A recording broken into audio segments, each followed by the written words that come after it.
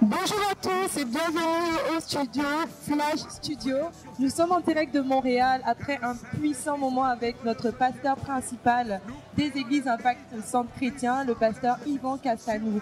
Après un tel moment fort, nous n'avons pas voulu en rester là, nous avons voulu plus et je suis sûre que des assoiffés comme vous et moi, nous en voulons plus et c'est pour ça que nous avons prévu des invités d'honneur et de marque, des pasteurs aussi des églises Impact Centre Chrétien qui sont là avec nous pour partager de leur vécu et pour déverser dans nos vies. Donc nous avons aujourd'hui le pasteur Célestin Yao, pasteur principal des églises Impact Centre Chrétien en Amérique du Nord. Nous avons le pasteur Joens, pasteur de ICC Guyane et le pasteur Freddy de ICC Martinique. Donc sans plus tarder, je vais laisser mon co-animateur, le ministre Tony, continuer. Alors, pasteur Célestin, vous êtes le pasteur d'Impact Centre Chrétien, pasteur principal des églises Impact Centre Chrétien en Amérique du Nord. Alors, nous avons la première question pour vous. Pourquoi la conférence d'octobre? Écoutez, c'est un honneur. Hein. S'il n'y a pas de tel moment, comment je peux avoir un bien-aimé comme ça, des Caraïbes avec nous, et surtout, comment avoir de la maison du pasteur Yvan. Nous savons combien son agenda est chargé. Et quand il nous fait l'honneur de dire je vais être avec vous, réellement que ce moment soit marqué, que la ville de Montréal sache que Dieu amène son serviteur pour déclarer, décréter les paroles de libération sur cette nation. Alors, pasteur Célestin, on a tout à l'heure suivi le message du Yvan et on a compris que, en fait, l'atout majeur de Plus que Vainqueur, c'est l'agapé. Avoir un cœur tout entier à lui, tout entier à Dieu. Quels sont les dangers qui guettent l'Église aujourd'hui, une Église qui n'a pas le cœur tout entier à Dieu? Quels sont les dangers qui guettent l'Église? Je ne veux pas devancer. C'est le séminaire, hein, c'est le papa est là, on va lui laisser l'honneur de nous révéler des choses. Mais si je m'en tiens à ce que Jésus dit, il dit c'est à ceux-ci, tous connaîtront que vous êtes mes disciples. Il n'a pas dit lorsque vous allez faire tant de miracles, mais il dit lorsque vous aurez de l'amour les uns pour les autres. Donc l'amour est la marque des disciples. Et je crois que le pasteur Yvan l'a dit, c'était en introduction et nous avons hâte pour la suite. Voilà. Parfait, merci beaucoup pasteur Célestin. Une réponse qui nous a donné envie d'en savoir plus. Donc ne manquez surtout pas demain notre deuxième journée. Mais sans plus tarder, pasteur Freddy, c'est maintenant à votre tour. Nous savons que vous avez vraiment un cœur pour l'évangélisation. Et pour ça, nous on voulait savoir comment est-ce que Agapé peut nous permettre d'impacter aussi notre environnement dans lequel nous évoluons pour que des personnes aussi soient gagnées à Christ. Par exemple, moi, je peux être une infirmière, j'aimerais prier pour des malades, mais je n'ai pas le droit d'exprimer ma foi. Comment est-ce que Agapé peut me permettre d'outrepasser cet obstacle? Merci beaucoup, c'est une très bonne question. D'abord, avant de répondre, vraiment, je veux dire merci au Seigneur d'être là. Je veux rendre grâce à Dieu pour tout ce que je vois et j'entends depuis que je suis arrivé, depuis qu'on est arrivé hier et surtout ce soir avec l'excellente conférence d'octobre. Et vraiment, c'était une réponse à beaucoup de nos questions que nous recevons ce soir. Et nous avons hâte d'être à demain et on encourage tout le monde à venir nous rejoindre demain ici. Pour répondre à la question que tu poses, Sarah, et que vous posez, je dirais que par rapport à ce que nous a expliqué le pasteur Ivan ce soir, en fait, on ne transmet pas uniquement ce que l'on dit, mais ce que l'on est surtout. Et je pense que on peut peut-être ne pas pouvoir prier pour quelqu'un, on peut peut-être pas pouvoir proclamer Jésus, mais on peut être et manifester Jésus-Christ. La Bible dit que ce sont nos œuvres qui glorifient le Seigneur. Et nous devons avoir ces œuvres-là de véritables disciples remplis de agapé. Et beaucoup de personnes en sont gagnées au Seigneur sans forcément faire beaucoup de bruit, mais en étant soi-même un témoignage d'amour, un témoignage de douceur, un témoignage de paix, un témoignage de tempérance, de bienveillance.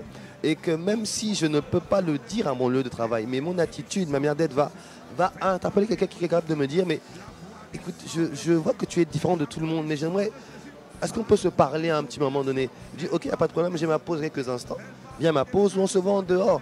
Et là, je vais pouvoir exprimer librement ma foi. Mais je vous assure, vous savez, c'est bien de dire le message, mais soyons le message nous-mêmes. Et la parole portée par le pasteur Evan vraiment nous interpelle à être le message de l'évangile, à être rempli d'amour et à répandre l'amour en étant rempli d'amour. Donc vraiment, c'est ce que je dirais, on peut toujours témoigner de Christ, même sans parler de Christ, en étant soi-même Christ ici-bas sur terre. Et je crois que ce message va nous aider à nous déployer différemment, je pense, et à être nous-mêmes des panneaux vivants, des lettres écrites de la main du Seigneur, comme quoi Christ est en nous. Et par cela, les gens vont venir à nous, même sans parler. Je vous assure, quand vous savez, la Bible dit que l'ombre de Pierre suffisait à guérir les malades. Quand vous êtes rempli de l'amour de Dieu, même sans prier, mettons la main sur quelqu'un comme ça, il recevra la guérison parce que la vie de Dieu va transpirer de vous en fait.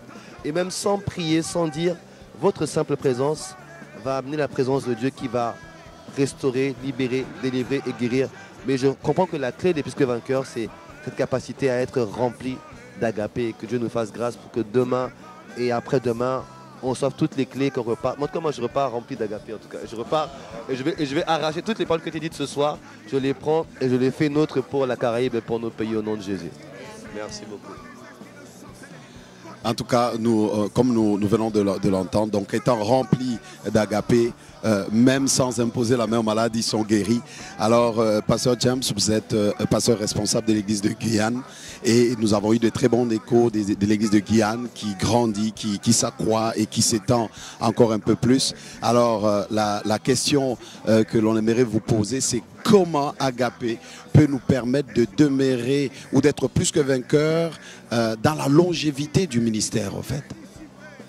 En tout cas, je rends gloire à Dieu pour l'invitation que Pasteur Célestin nous a envoyée, nous a permis d'être là avec vous. Et c'est une grâce. Et vraiment, je bénis Dieu. Je suis non seulement avec Pasteur Célestin, avec mes frères aussi dans la foi, Pasteur Freddy et Pasteur Yann, et notre père spirituel aussi, Pasteur Yvan. Vraiment, ce message, ce soir, pour moi personnellement, m'a bouleversé. Effectivement, comme il dit dans sa parole, dans Jean 15, 14, ou 14, 15, je ne me rappelle plus, il dit, si vous m'aimez, gardez mes commandements. Telle est la clé. La longévité, c'est aimer, garder.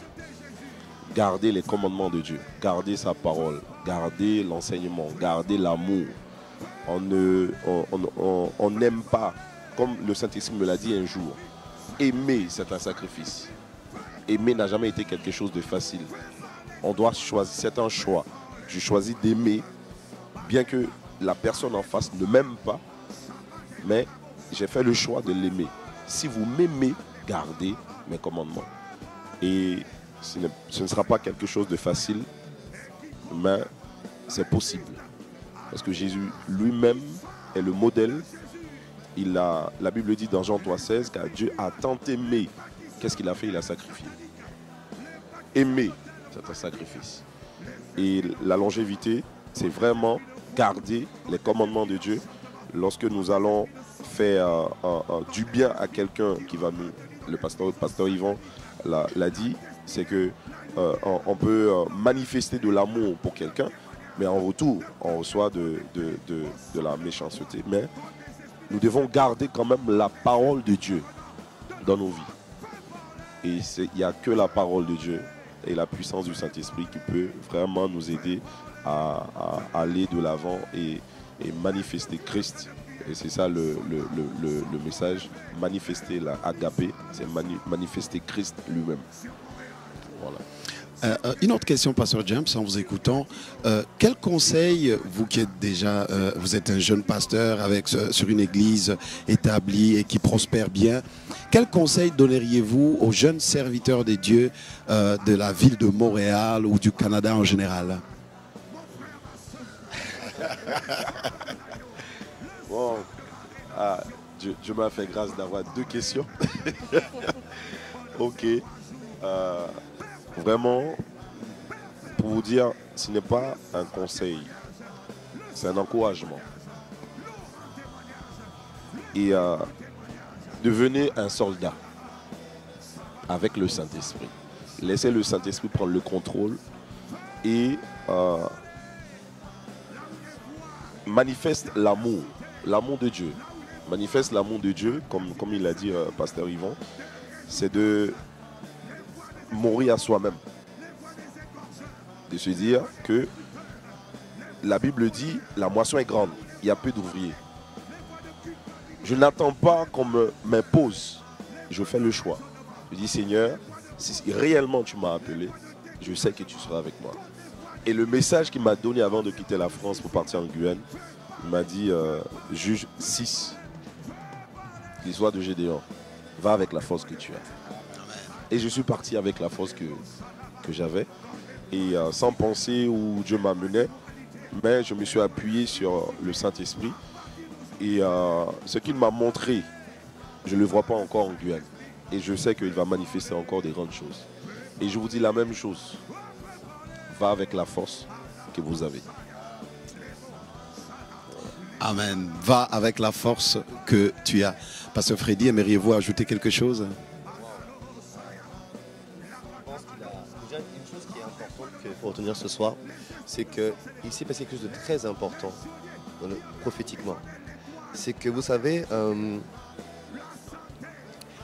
tous les territoires ont des dominations, des principautés établies sur eux.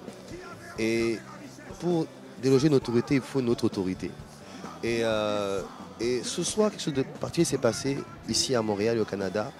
Et je pense qu'on verra les effets dans les mois et les semaines à venir. C'est qu'aujourd'hui, la parole qui a été libérée par le serviteur, c'est qu'il y a eu une parole de libération pour l'ensemble des églises du Canada en réalité.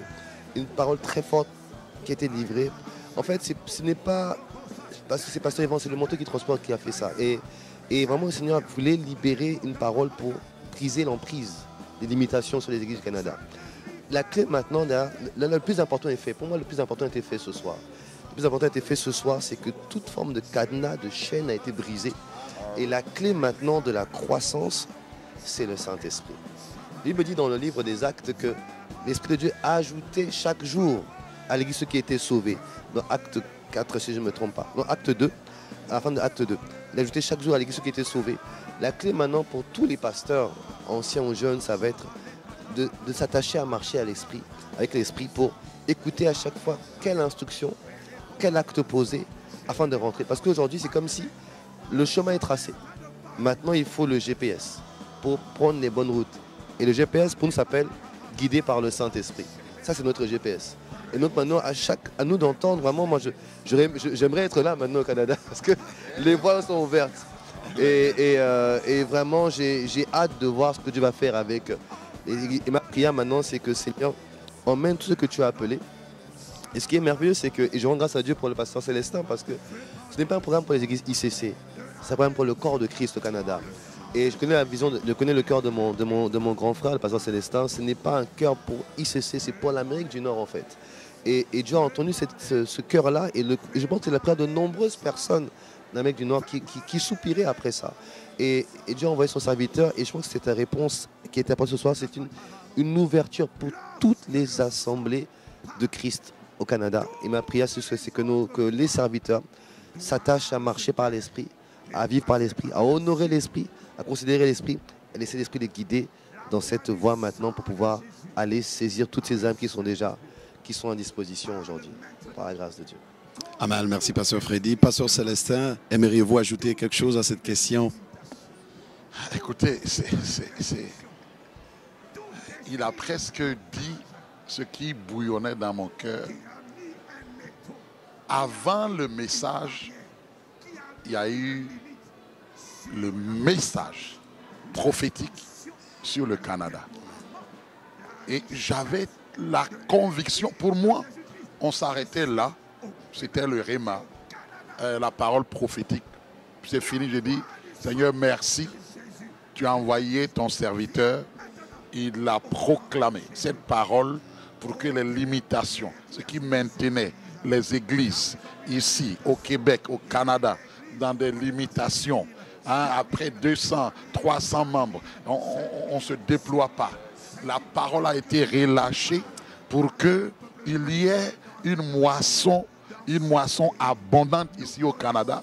Et comme serviteurs de Dieu ici, qui soupirons dans ce pays, et le pasteur Freddy l'a si bien dit, quand on a crié à Dieu, on dit Seigneur, ça ce n'est pas un moment juste pour y cesser. On veut que ça soit une offrande pour toutes les églises, une offrande pour tous les enfants de Dieu ici en Amérique du Nord. Et je bénis Dieu, et pour moi, je dis waouh. Pour moi, c'est déjà, on pourrait s'arrêter là puis dire Seigneur, Amen.